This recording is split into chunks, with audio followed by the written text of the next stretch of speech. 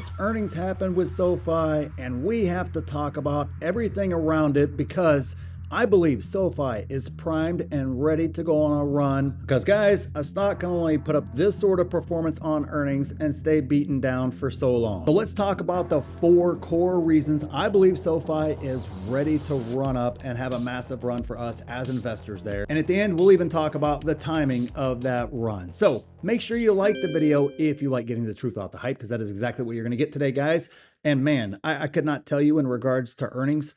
Obviously, we listened to them there in our group. We went through the entire thing, and I was so excited about the earnings. I was so excited about the call. I enjoyed this earnings, and I shouldn't say I enjoyed it. Well, I did enjoy it, but as an investor, I enjoyed it. I thought the numbers were significantly better than first quarter.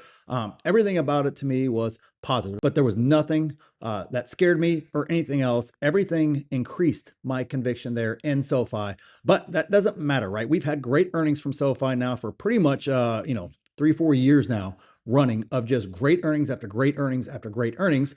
And obviously that doesn't always translate into stock price. Now, long-term, it always translates into that, right? Keep that in mind. If nothing else, all the negativity that you hear, all the stuff around SoFi that you hear, remember, stocks, it's one of the few 100% things in the stock market. Stocks always return to their fair value over time. If you continue to put up good fundamentals, it will always return to that fair value, and vice versa. If your stock runs up too far and you don't have fundamentals to support it, even if the company is going great, the stock will stagnate or trade down in the interim. It happens every single time. Of course, that's not whatever people say whenever it's at a 500 PE or 1,000 PE or whatever the case is, right? It's like, oh, valuation doesn't matter. That doesn't apply here.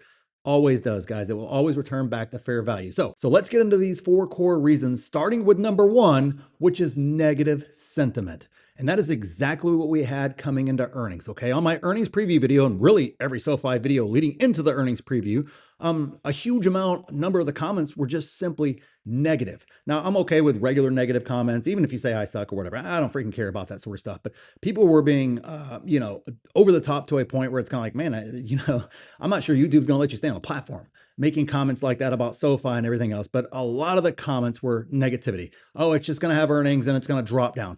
Oh, it's 10 is on the way. 8 is on the way. Oh, I'll think about buying it whenever it's 5, which, by the way, you had opportunity in the 4 and 5s for, basically like a year to do that. But nonetheless, that were the comments, a lot of them. On all my SoFi videos, it was a lot of comments that I saw. And honestly, if you said it was going to go down after earnings, you were right for exactly one day. But if you were prepared and ready, you were up over 20% in just over a week in the stock. That's right. I know I was buying that one day that we got the one-day dip, right? Hey, by the way, I'm always pleased whenever I get an awesome earnings report and Wall Street beats it down. Now, obviously, I like it whenever they beat it down for several weeks, but hey, a day, not a problem. I was prepared and I was buying that one day. I got shares in the 15s, and then even later on in the day, I got shares in the 14s. That's what Wall Street wanted to do. That's exactly what I was happy to scoop up. And there were buy alerts were going off all day long in my group at those prices. I mean, everybody was buying all over the place, and we are now enjoying that nice 20% plus gain in just over a week, which you would have seen in real time if you would have taken advantage of the earnings flash sale that ends today, guys. It ends where you would have been live on the earnings call with us, seen all the analysis, seen all the breakdowns, and known it was an incredible buy the dip opportunity. Oh, and you would have gotten your free max tier membership to Fiscal AI Stock Analyzer tool that is free to you, but would cost you almost $1,000 if you bought it on your own, which you could have just used that, right? If you couldn't make the earnings call, whatever the case is, you could watch the replay, obviously, but then you also could have done some additional analysis on that tool to really increase that conviction in the stock, and then bought the dip that day. Plus, you would have gotten over 5 free courses. We do free coaching in there. We got live streams, Q&As. We got the best 6, 7, and 8-figure Discord out there helping you become an investor. I put out 3, 4, 5 videos a week that never see YouTube here. Check out the pinned comment. We'll talk more about it at the end, but the sale ends today, so make sure you get your membership. So number 2, analysts are turning positive. Now, to be upfront, and you guys know it, I've said it on this channel 100 times, most analysts are useless, and it's useless to pay attention to. However, I always say sometimes they can tell you one thing, and that is where the momentum is going or is starting to go. That's pretty much the only thing. It's just there's a whole bunch of games behind analysts. We don't have time to get into it here, but that is the truth of the matter. That's kind of basically the only thing you can kind of derive from that, right? Price targets and everything else are a whole nother set of things. And again, has nothing really to do with where they feel fair value is or anything else of that nature. Analysts chase momentum. And we're seeing several positive upgrades, and several analysts that actually rate very well are upgrading price targets and speaking positively about the stock. Okay. Now, remember, like we said, analysts chase momentum, but could this be an early sign that investors are turning positive on SoFi? And the answer to that is it could be if those continue to come in, and especially if I see SoFi quietly get back over $20 and stay above $20, you will see more of those analysts start turning positive very quickly, which again, not a guarantee, but a good sign that we might very well have a nice run coming. Now, the third thing came straight from earnings, okay?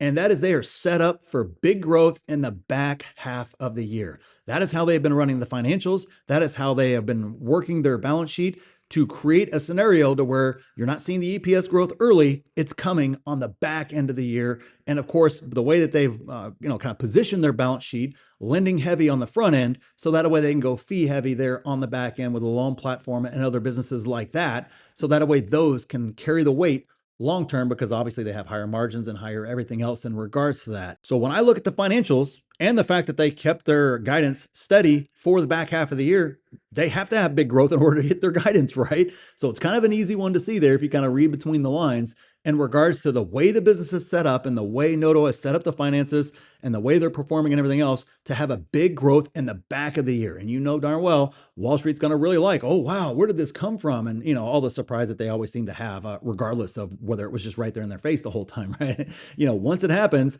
that can be another catalyst for Wall Street really getting on board. And of course, this is exactly what Noto said last year and the year before.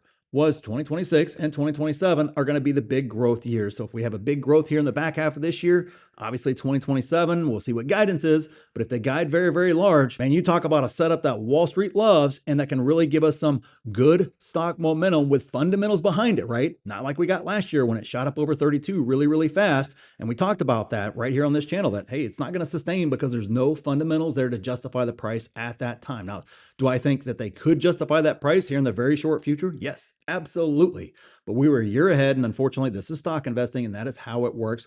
It unfortunately ended up falling back down to fair value and then below fair value, which is pretty typical for Wall Street as well. So the setup is there for big growth back half of this year and into next year there. But I think the fourth one is the one that pretty much makes me feel confident that no matter what happens out there in the macro, that no matter what happens with all the geopolitical mess or anything else, that SoFi is going to be just fine. And that is the loan platform switch can get turned on at any time. Now, I understand that there's so many misconceptions about the loan platform business, especially on social media. Again, we talk about it all the time there in my group. I had to just put on an entire video about what it was, how it works, what are the mechanics around it, and everything else of that nature. So that way, a lot of our members could understand it, because there was so much noise on social media that, is it lending? Is it not lending? How should it count? What does it count towards the fintech and all of their stuff like that? Understanding that it's fee-based income in the end. That's high profit, high margin, high bottom line dollars to SoFi with virtually no risk. Obviously, there's always risk to everything there, but it's very, very low risk relative to everything else that they have out there. But here's the key. Noto has said they pretty much have far more demand than they can supply for it. And it's a switch that they can turn on at any point in time and increase. You're seeing it. They increase the amount of products that they offer within the loan platform business to others. And right away, it made a whole ton of cash. So when you look at something like that, and you kind of understand what he's saying in earnings and what we're seeing in the financials there, that is something that they can turn up at any point in time. Even in a down market, there's still going to be folks out there who need exactly what SoFi is giving them in regards to the loan platform business. And that's the beauty of it. It's the same exact way I don't worry about Palantir during a downturn as well. They have more demand than supply. And when you're in that spot, especially when we're talking about SoFi right here, on a very, very high margin, very, very, low risk product, it absolutely makes bumpy times even bumpier. But if we happen to get a good setup and we happen to end up in a spot where nothing goes horribly wrong, man, it is a way you accelerate growth in a business big time. Even if you lag in one area, that's okay. We'll turn the loan platform up here a little bit and make up for it. And then next quarter, we'll see if that lagging business picks itself up. That's exactly how they were able to pick up all the mess from, the tech platform not performing, which actually that one is back to growth again. Now, understand it's not going to make the year-over-year comps or anything else of that nature, but you can see it's up more than the prior quarter where that same exact large partner left there, with Chime being gone. So everything is pointing in the right direction, but that loan platform being able to switch on and off and up and down and being able to give Noto the opportunity to basically make the financials be whatever the heck he wants them to be and keep us on track to hit our marks, that is huge to the bull case. And at some point in time, Wall Street will come around and the big fund managers, not the little guys that are busy trading it in and out there, whenever it gets out of trader control over to more institutional control, that is what they love. They love predictability. Look at Apple. Makes no sense, no growth, not a lot of other things, but yet it continues to make all-time highs after all-time highs. And whenever the stocks tank, it just seems like Apple doesn't go down like the rest of the market does. Why? Because those big fund managers know Apple's a predictable business that they can count on for big numbers to that bottom line there. And that is how Noto is positioning this business. But everybody wants to know, when's it going to happen? When's it going to happen? When is the run happening? And the reality is nobody freaking knows, guys. It's a fool's errand to try and chase that sort of stuff. I wish that I knew. Nobody had any clue. Nobody knew last year the 32 was coming in the cards, right? Just like nobody knew at the beginning of the year $9 was also in the cards, right? I mean, you got both of those all in one year. All that I know is trying to guess either one of those events. If you got it right, you got lucky. That's it. There is no chart that tells you those sorts of things. There is no chart that tells you those type of things. All I know is over the long run, certain truths hold true. And if you have good fundamentals underneath, which we have right here with SoFi, SoFi will get themselves here. If Wall Street wants to beat it down to $9 again in the meantime, and we continue to get this earnings performance, awesome. You will see me come on here and be excited, just like I was back early on with Palantir, down in the 6-7 range. Same exact thing with SoFi, down in the $4-5 range. The same exact thing. They stayed down there for years, guys. Did it make any sense for them to be that low? No.